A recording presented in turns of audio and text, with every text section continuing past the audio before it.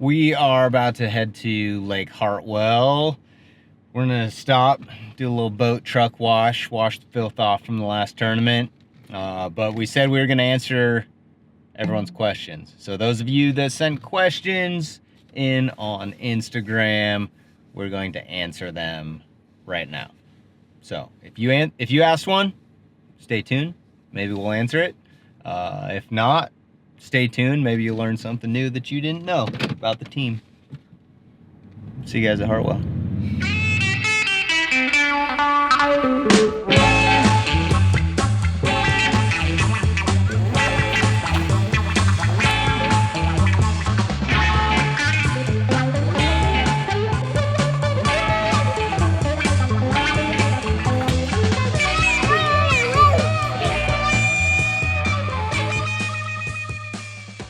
Question number one, when are you heading down under to chase the big barra with Carl Jochimson and Gussy Outdoors?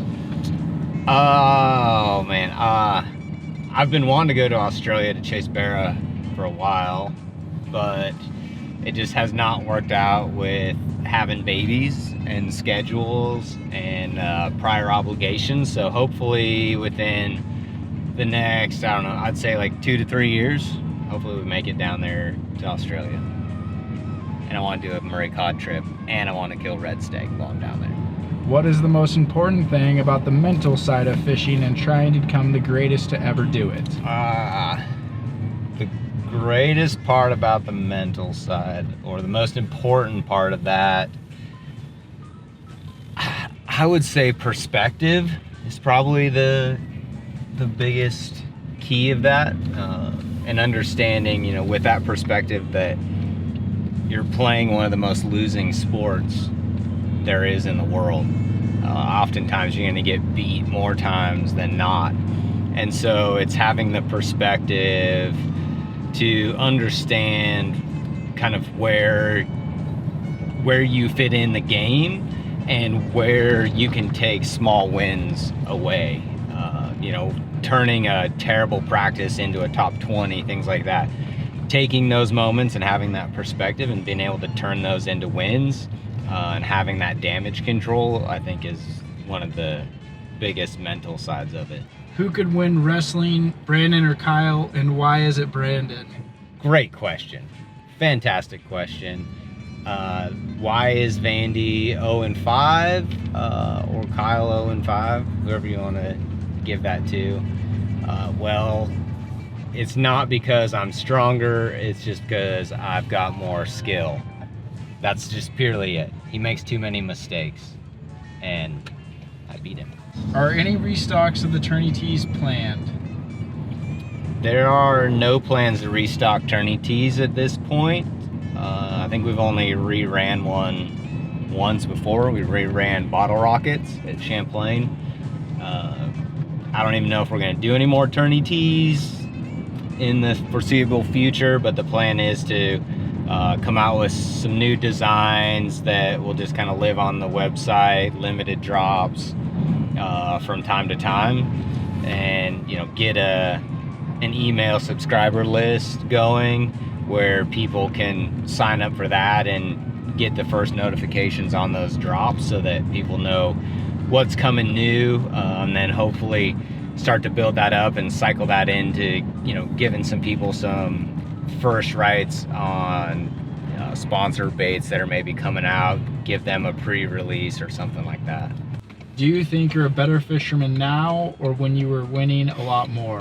What has changed? I am definitely a better angler now. And if you look at it, I don't know that I wouldn't say that I'm winning less. I won in 2012, 2013, so those back-to-back years. Then I didn't win till 2017, so that was about 4 years. And then I didn't win again until 2020. That was about 3 years. And you know, I won 2 that year, and then I didn't win again until this year in 25. I should have won in 23 at Lake, so I feel like I'm on a pretty good stretch, you know, where it's like I haven't went more than 5 years without winning in my career. And I've stacked up AOYs, had multiple top 10. So I think that I'm a more confident, better angler than I was early in my career. But I feel like my track record of winning or my odds are higher now, even if it may seem like I haven't won as often in my career now as I did early on.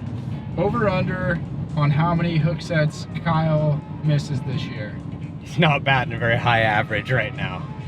I mean, I'm gonna say he's gonna get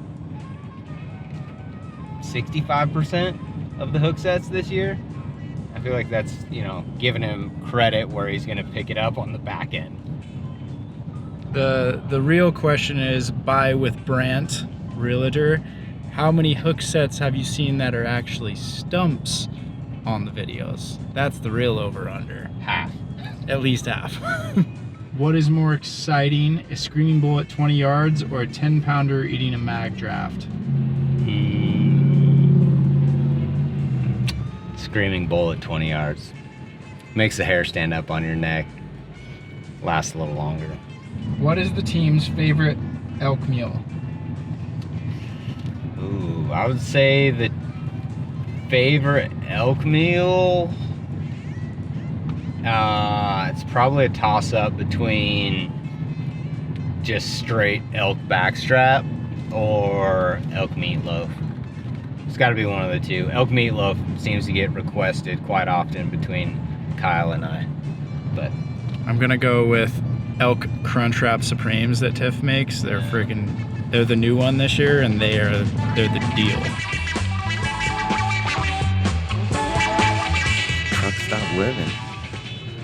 Road warriors. It's just normal bass living life. Been doing this stuff for 15 years, whether it was in the tundra suites or in an RV. We are in a truck stop right now. That's where we're gonna call home for tonight. It's a lovely place, not too bad. The neighborhood's kind of interesting. Here is where I stay. Okay, I'll quit you. Then I army crawl over to my quarters.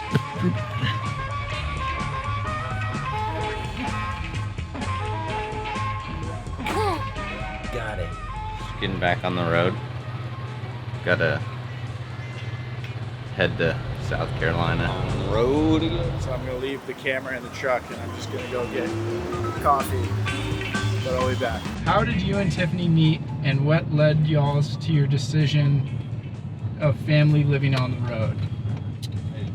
Tiff and I met through a mutual friend, Taylor, and me and Taylor were out fishing, and he said, hey, I've got this friend.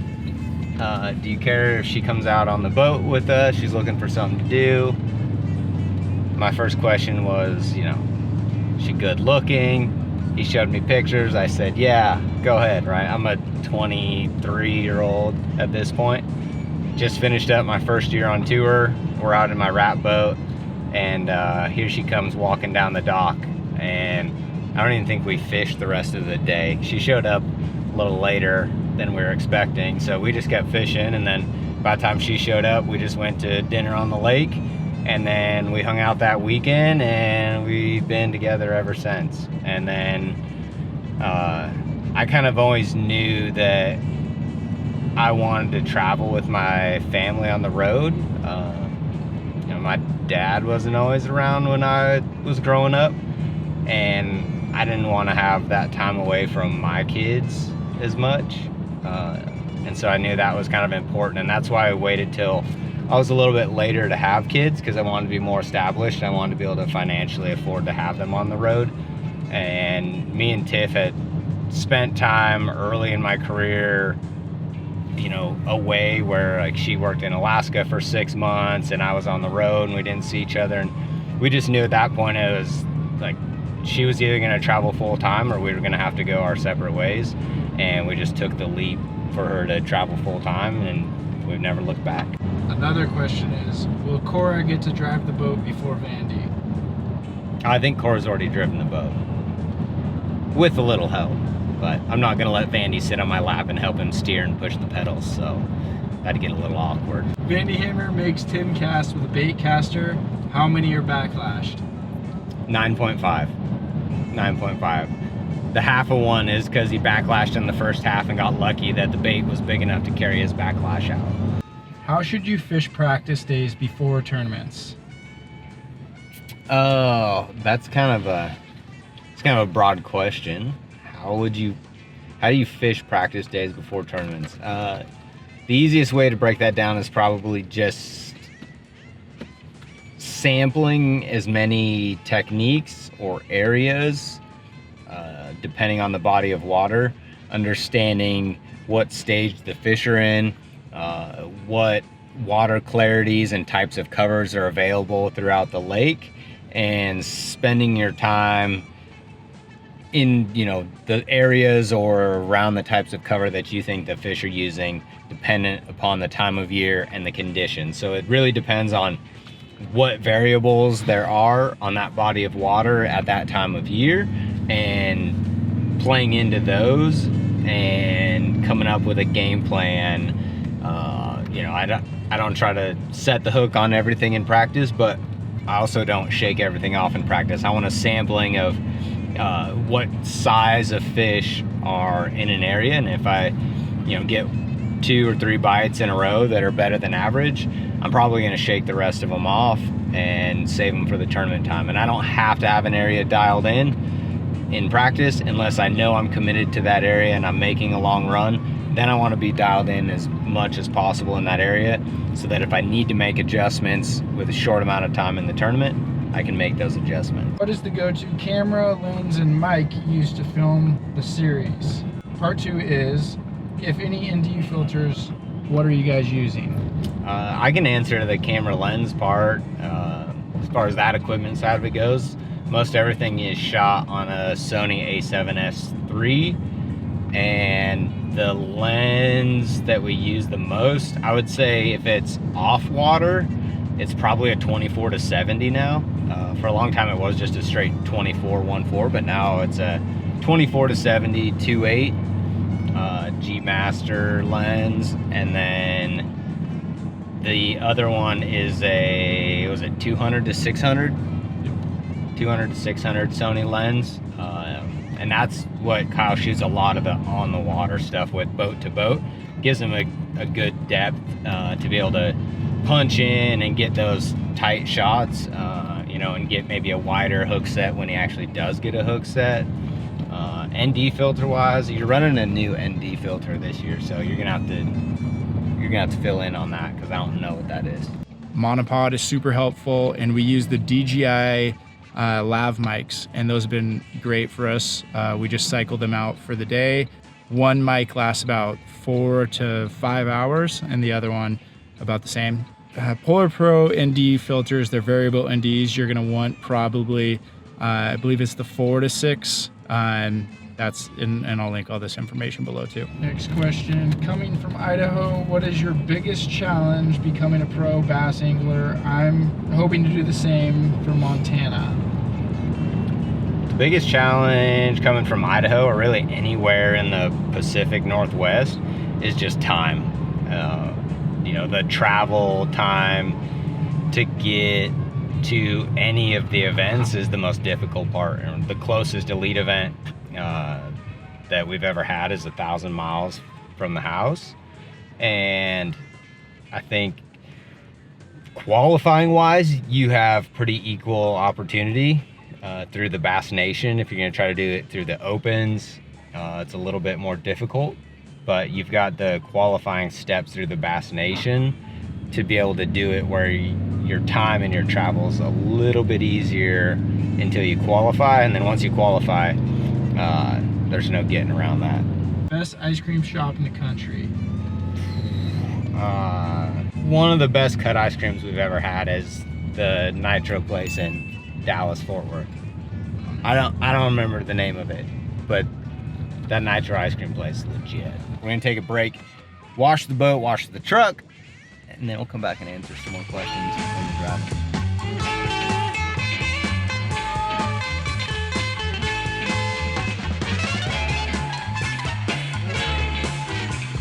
And then another one. We're back on the road. When is the next hunt video? This year. I'll divert this question to you. I go hunting every year. It's just whether or not Kyle shows up to film them. He has missed some quite epic ones the last 2 years. That's all I have to say about that. What has been your favorite tournament to fish, MLF or Bass? I'd say there's pros and cons to both, but I definitely prefer fishing B.A.S.S.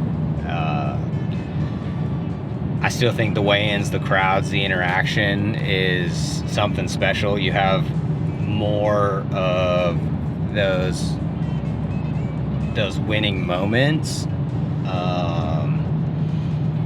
You know, I think there's, when you have the every fish counts, you're able to create storylines around the cut line and stuff a lot more. But I think that they have different strategy sets. But I like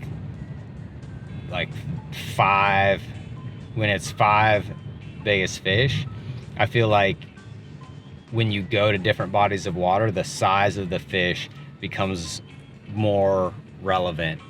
You know, so a 3-pounder at the Sabine River means a ton, where a 3-pounder at Lake Fork really isn't going to mean much at all, even though they're both in the state of Texas. Favorite moment from an elite event that you didn't win?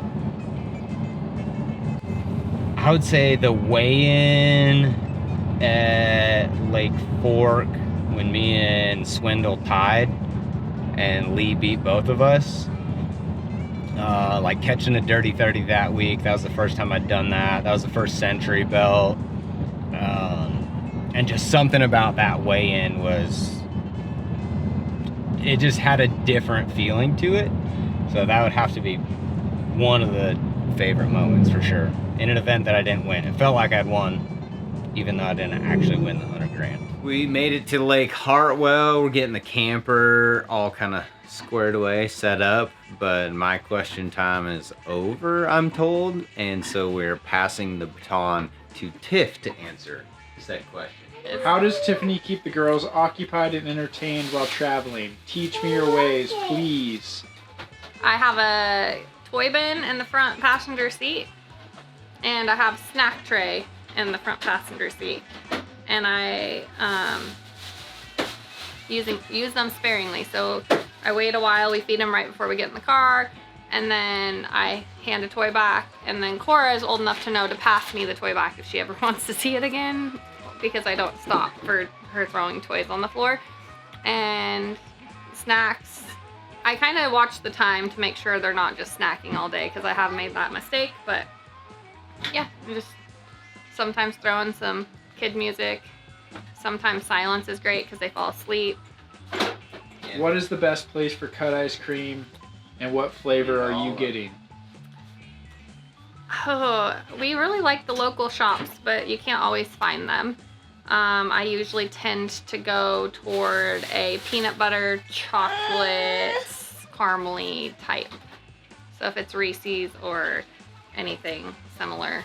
It seems like you all live fairly frugally while on the road. Is it hard to do, or was it hard to do starting out? Has it changed since having kids? Love seeing the home-cooked meals and breakfasts. I'd say we always have had home-cooked meals, but Brandon is definitely more frugal than I am. I like to cook for an army, and he knows how to cook for like 2 people, make the most of it. I cook for the army, and we eat off of it for like a full week, and we're all sick of it by the end of the week. So with kids, it's great because leftovers are key for their lunches the next day, and it makes things way easier. Vandy Hammer makes 10 casts with a bait caster. How many are backlashed? 10. Vandy Hammer makes 10 casts. I got you. A what? 0. 0? Nice. Wow. Dang. That was a good answer. Nice answer. Yeah. We made it to Lake Hartwell. Hope you guys enjoyed the little Q&A.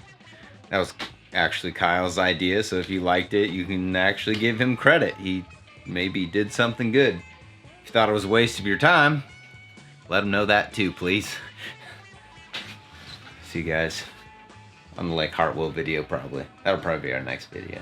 Maybe a podcast. No, it'll be Podcasts aren't dead. The podcast is happening. Tiff, you got any final words? Words of wisdom?